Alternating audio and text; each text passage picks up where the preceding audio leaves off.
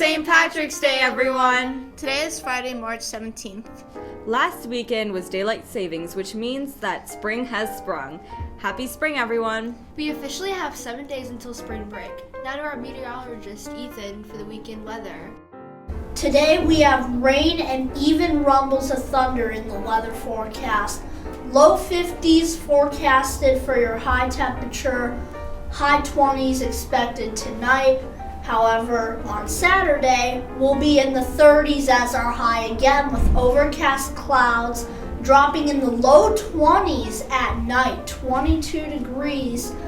And then on Sunday, we have 36 degrees as our high, same low for Sunday night, 22 degrees. Now to the St. Patrick's Day.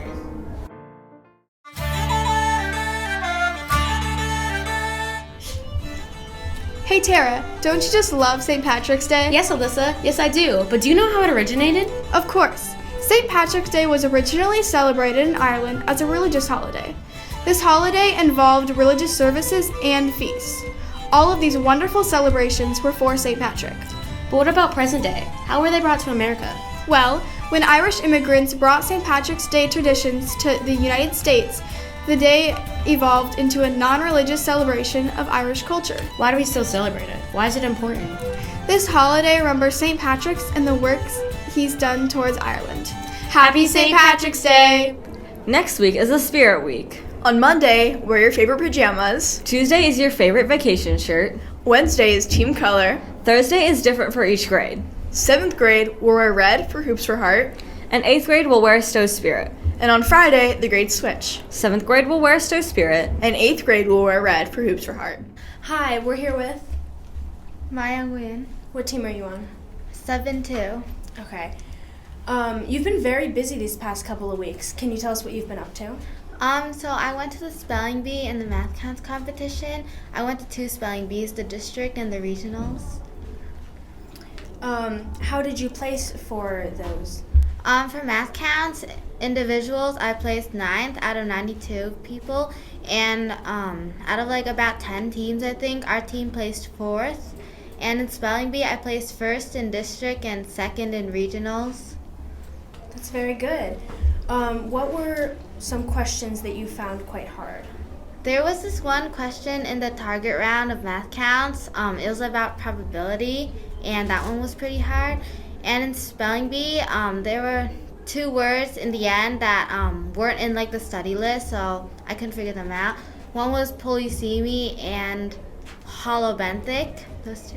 I could never get those. What is something you think you could have improved on? I think I could have been less nervous during both competitions. Like, it was really nerve-wracking because there were so many people and an audience and everything. And do you think you'll be in these groups next year? Yeah, I think I'm going to try to go to nationals in spelling bee next year, and I might try to go to Math Count State next year too. Thank you. Hoops for Hearts is a fundraiser to raise money for people who need surgery for a better heart. Hoops for Hearts will be happening next week, Thursday the 23rd for 7th grade and Friday the 24th for 8th grade. You can participate in this event by creating a team with 3 or 4 people. You can only have 1 member from the boys' basketball team and 1 member from the girls' basketball team. Each team costs $40, but it is divided between your team members, so you only have to pay $10 or $13, depending on how many people you have. Another way you can participate in this event is by coming to the gym during 6th and 7th period, Thursday and Friday, and paying $5 at the door to support the champion teams. Or you can purchase your shirt for $10 to get in both days.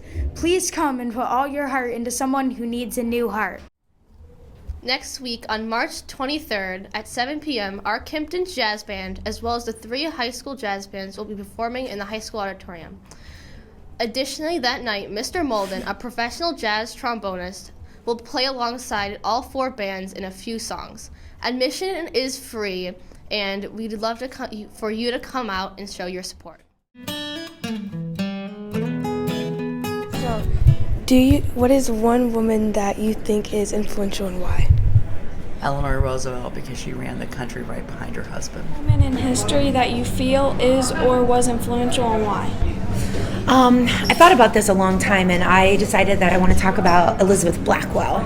So she was the first woman who attempted to become a doctor in the United States, and they let her into a doctor's school because they thought it was a big joke.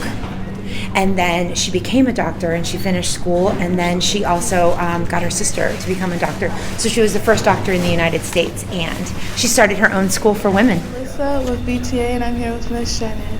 What is one woman that you feel was or is influential, and why? Well, I think one of the most influential women in American history is Mrs. Abigail Adams. She was the wife of President John Adams, and she always advocated for women's rights, and she often would tell her husband to remember the ladies. From BTA, interviewing Miss Bosco. Who is the most influential woman you know, and why? The most influential woman I know is my mother, Kathy Dreslinski. We had an amazing childhood growing up here in Stow, and I would say she was a very strict mom growing up and a very supportive mom all my life. Why do we switch our clocks 2 times a year?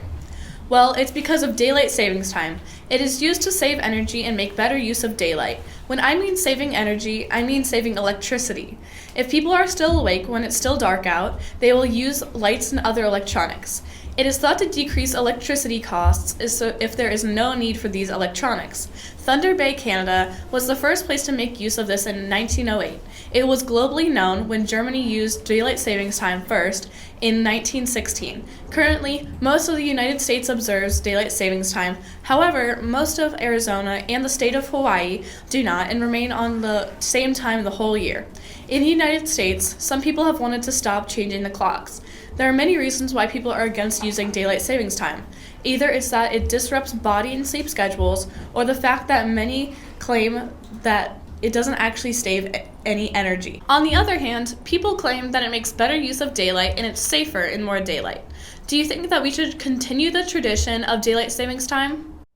Make sure to keep working hard. Spring break is right around the corner. And remember to wear your pajamas on Monday for Spirit Week. That's all for this week. Remember to be respectful, be responsible, be safe, and take care of one another. Happy St. Patrick's Day! It's a great day to be a leprechaun. Good